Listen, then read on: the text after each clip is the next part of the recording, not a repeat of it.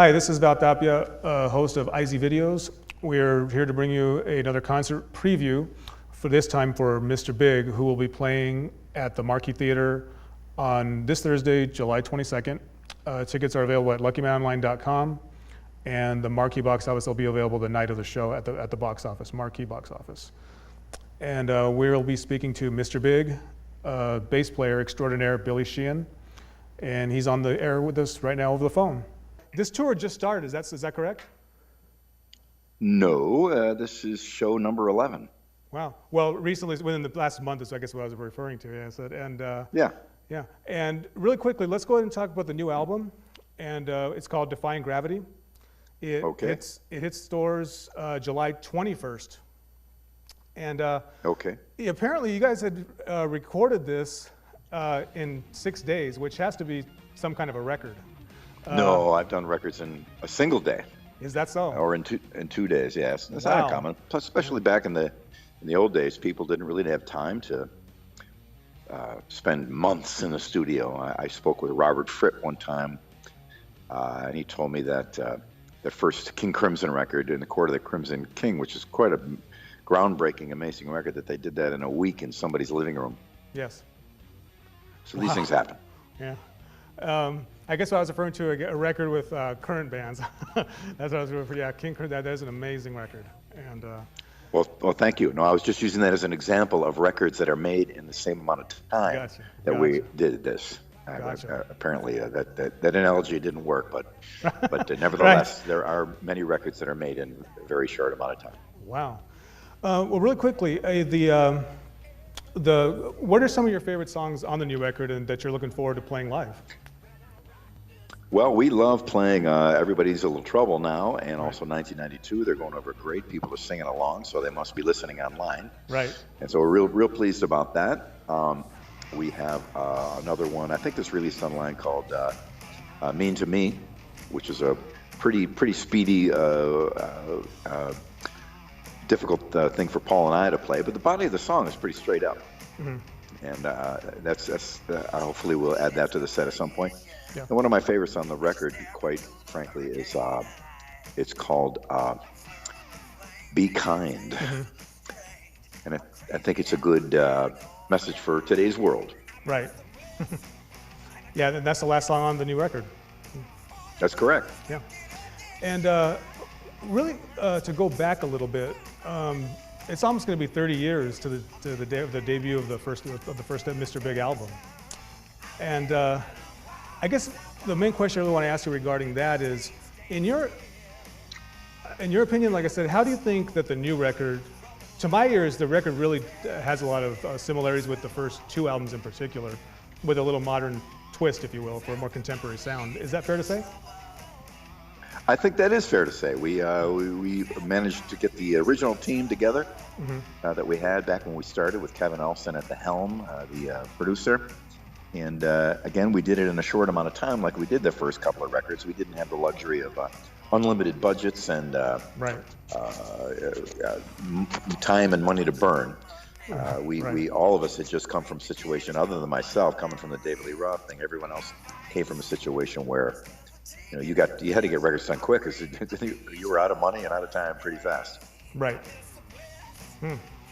And from the first album, how would you compare how do I ask this?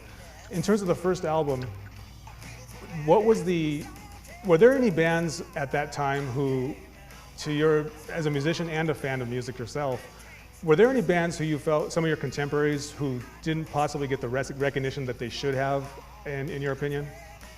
King's X. If you can name two bands, who would those be? King's X and King's X. Wow. I love that band, and they should be bigger than you too. Right. That they are not, that is a crime of humanity, I think. Right. They are incredible. Like I said, I mean, criminally underrated, and how they didn't explode is mind-boggling to me as well.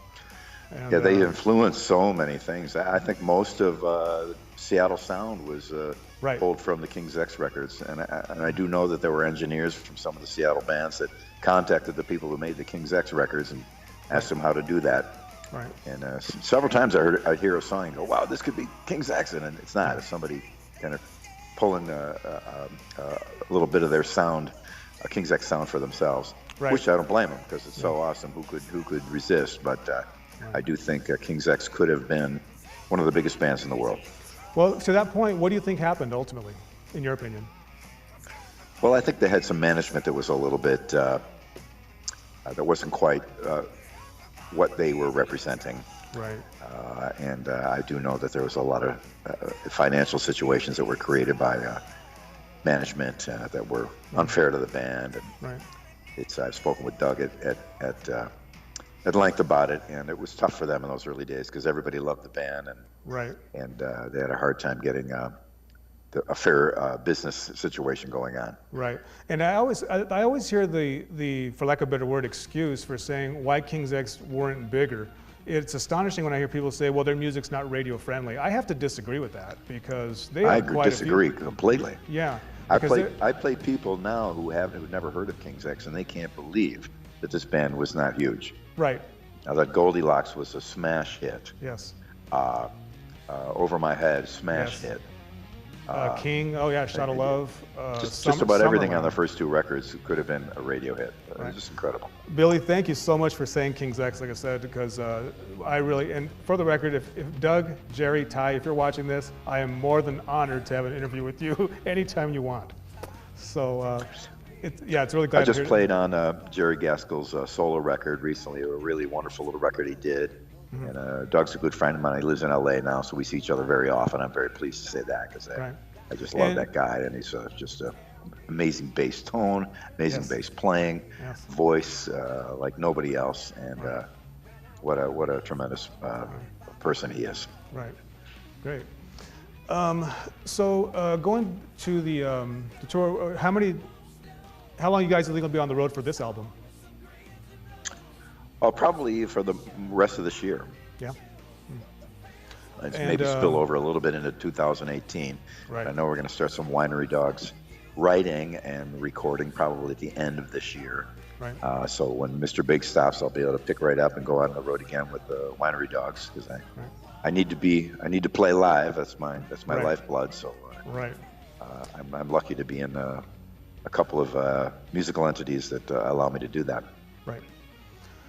So speaking of touring, you guys, I saw Mr. Big 2 times, and both times they were opening for Rush on their Presto and Roll the Bones tours, respectively. And any great stories you have touring with Rush, and what was it like touring with them? Well, I didn't really know those guys, and they were from Toronto, I'm from Buffalo, so we were really close together city-wise. And once Rush started and caught on, I wasn't really into them as a band, only because there's not enough time to be into all bands. And then when I first heard them, it sounded, I'm an old school prog guy, so I was into the King Crimson, Genesis with Peter Gabriel, early stuff from bands like that. And it sounded to me a little bit derivative, so I wasn't too big of a fan. Mm-hmm. Now everyone, the next generation underneath me, everybody loved Rush, of course. And so when we played, including your guitar player Paul Gilbert. Very much. Yeah. So when I really hadn't heard much of their stuff at all. I didn't own any Rush records, and not of any other reason, again, because I really didn't have time. Right. And so when we did play with them, I got to see them live, and they were just wonderful, great band. Right. And I was very into it. And I liked the Presto record very much. One particular song called The Past, which I thought was really a great piece of music, and they had it in their set too. Really great. And on top of that, they were some of the nicest, most generous, kindest, giving, friendly people you could ever have the good fortune to know. Wow. Getty was just incredibly kind to us, Alex and Neil, great people. They were so they let us do our full set. They shared their catering with us when we didn't have any food, and they were just so kind to us. It really reflects how great that band is by how wonderful the people in it are. They really are tremendous people. Wow. And great sense of humor. And I didn't know. I thought they might be a little intellectualized, stiff upper lip, and they wouldn't talk much. But we had a blast. We went out and played baseball games with them and hung out after show. And they were just so kind to us. Really great band. Yeah, and to get two, I imagine getting two back-to-back tours was not very common for a lot of bands with the big band like Rush. Yeah, they were. They said to us that when Mr. Big was first opening for them, that it's the first time they saw girls in the first 10 rows since the band started. Right. So we laughed about that. We got up and we actually did one of their encore songs with them. We sang it, and played. Paul played guitar. We all got up and sang. And so they brought us up on stage with them. I don't know how often they've ever done that, but they were just so great. And live, they were spectacular. They were just really a great. What a machine of creativity and precision, and just great. So they moved on my list of likes from not being on my list to very near the top. Really. And that's not hard to understand. Like I said, like I said, you grew up with bands like King Crimson. I'm sure a lot of the prog rock bands of the early '70s. So I guess I can understand why you would say that. Like I said, it's the time you grew up in. I think I've seen a quote from you, and correct me if I'm wrong, but to you, the greatest time of the rock era was '68 to '74. Is that correct? Yeah, I believe it is. Most of my iTunes reflects that. Right. Very interesting. What would you say as far as the older songs? How do you, with fan requests and everything? I'm sure they request a lot of deep cuts to play live. Are we going to see any surprises for the show this week? Well, we pull a few things out. It's hard to please everybody all the time, so we do our best. We do pay attention to what the fans want or what they're interested in. One guy from Tierra del Fuego writes in that he wants to hear this one song that was a deep cut on album 3, and I'm not sure we can accommodate him, but once we start to see more people requesting a particular thing, we try to enter it. We enjoy pleasing people. We enjoy having people enjoy the show. We want to play songs that they want to hear, not to pander to anyone in any way, shape, or form, but just to we like it when people have a good time and they come out and see the band and they hear the songs they want to hear. So we'll always take that into consideration. Sure. And I believe right now you're taking out Matt Starr on drums, but Pat Torpey, he's with the band still as well. Of course. Yes.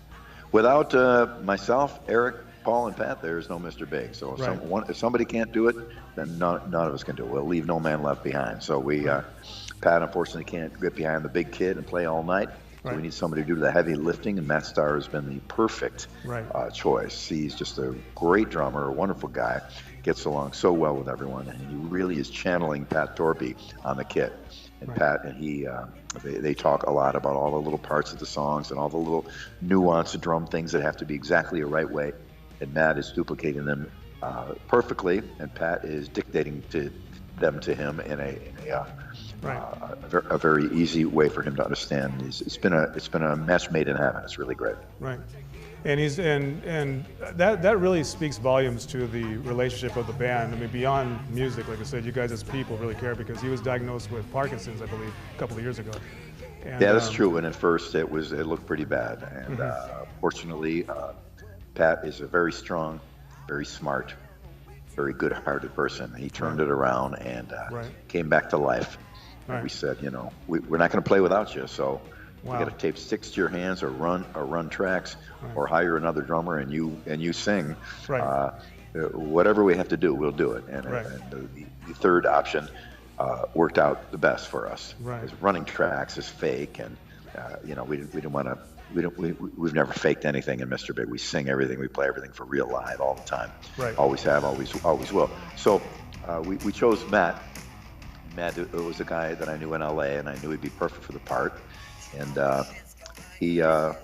it's worked out really well. Pat gets up and plays a couple songs, the ones that are easy for him.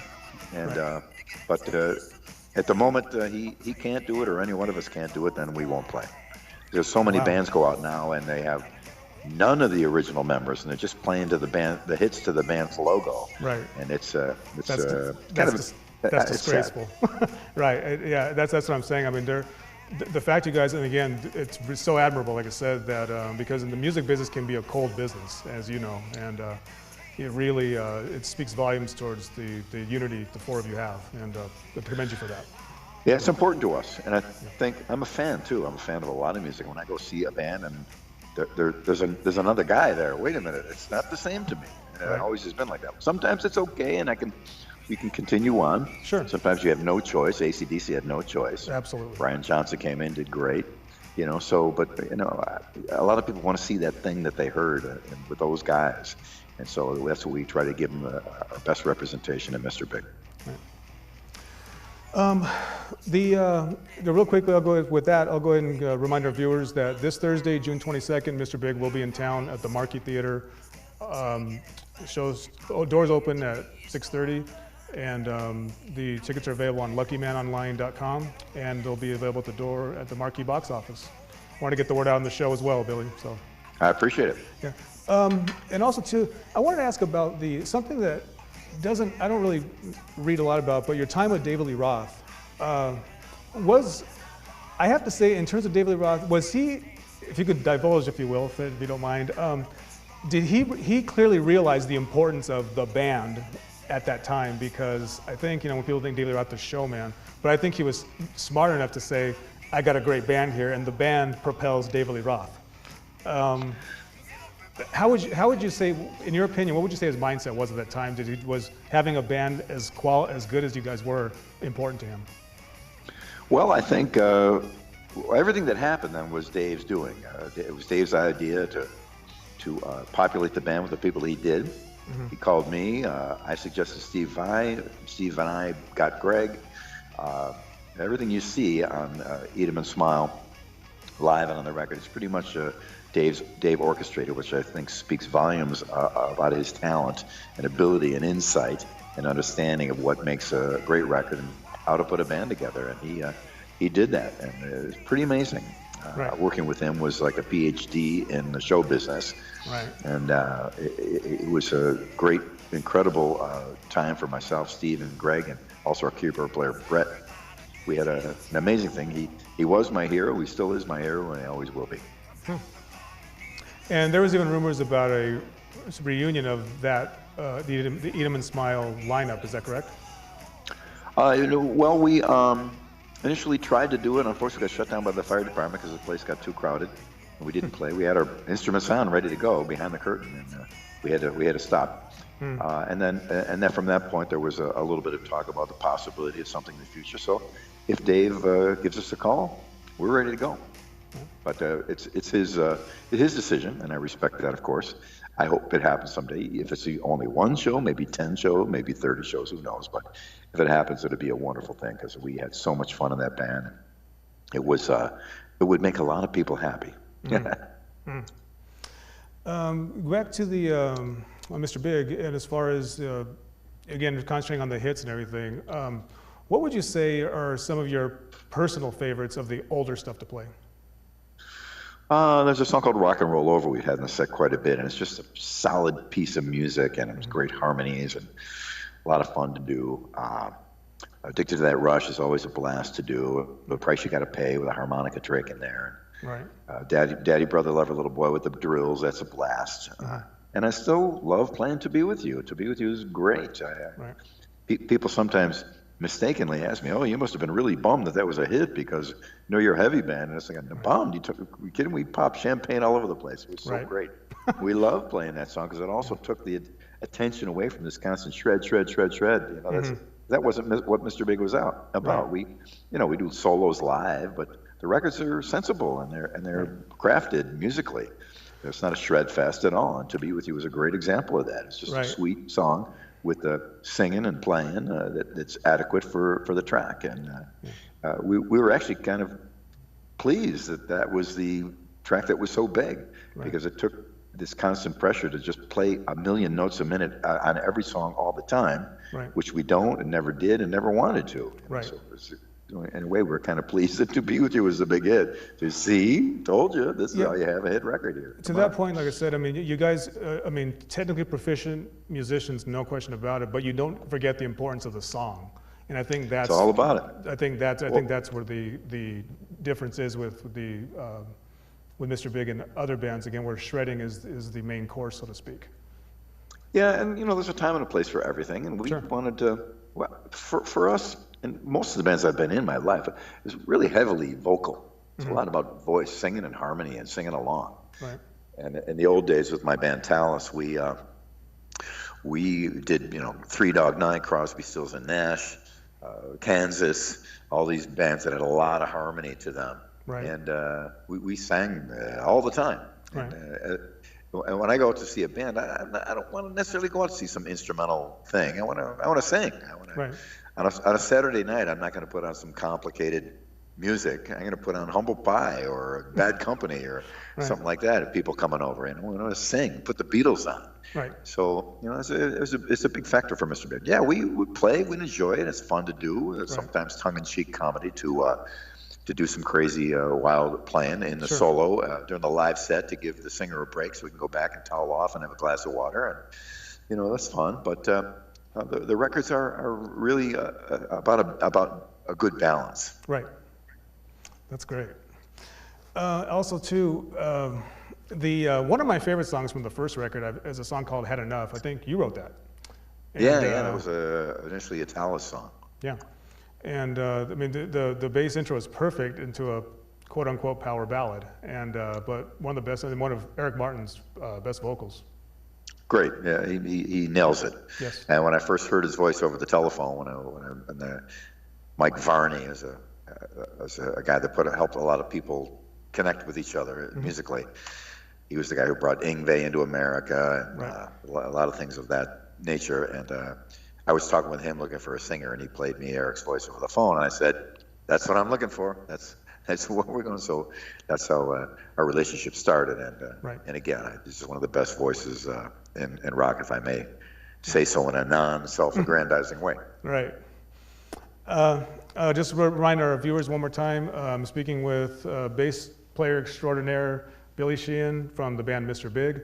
Mr. Big will be playing in concert here in Tempe at the Marquee Theater, again, June 22nd, and tickets are available at luckymanonline.com, and they'll be available at the box office, Marquee box office. Great. And, thank you. And anything else you want to add? Like I said, I think I covered everything. You want to give any info and the tour, anything you want to talk about? Well, we're going to finish this off in Los Angeles, take a couple of weeks off, and then we start up again in Mexico, South America in August, and then we do September, Southeast Asia, Japan, October, EU, UK, and we might get to Australia, New Zealand also. And then we're going to try to come back around and do more USA shows towards the end of the year and maybe spill over a little bit into 2018. Yeah. And so there's a lot more shows coming out. Great. And we're really pleased about that. And just if I could say to your listeners how thankful we are, the people that have been coming out to the shows and enjoying themselves, and to have the audience there for us, we're extremely grateful. Well, yeah, that sounds good. Like I said, we played Mr. Big quite a bit on the station, and good requests. We got a pretty good response on the music, and so you got a lot of fans here in the Phoenix area. Great. Yeah, I got a lot of friends there that are coming out to the show. So, and I'm glad we're into the tour by, I think you guys will be show 13. Mm-hmm. So we have it together. A lot of times at the beginning of a tour, you're still trying to figure out what the set list is, and kind of wavering a little bit. But we're up to speed now. So when we come into the Phoenix area to Tempe, there we're ready to roll, ready to have a hot, sweaty night. Everybody, warm your voices up and be prepared to sing along. It's going to be a great night. Sounds good. And a reminder, Mr. Big's new album will be out on July 21st. And will be available at Amazon.com and all the regular outlets. And yes, available at record stores. They still exist. And so I got to make sure we let people know about that. But yes, a pleasure and an honor, Billy. Thank you so much. And my pleasure. Sorry about the video thing. Don't even worry about that. Like I said, situation with my phone where the camera is it's cloudy and weird, and plus I'm not in a place right now that I can. Not a problem. So I apologize for that, for the miscommunication. But I appreciate very much you having me on. And thank you for playing our music. And absolutely. I'm Billy at BillySheehan.com if you need me. Sounds great. We'll see you on Thursday the 22nd. Looking forward to it. Thanks very much. Take care. Bye-bye. All right. Bye-bye.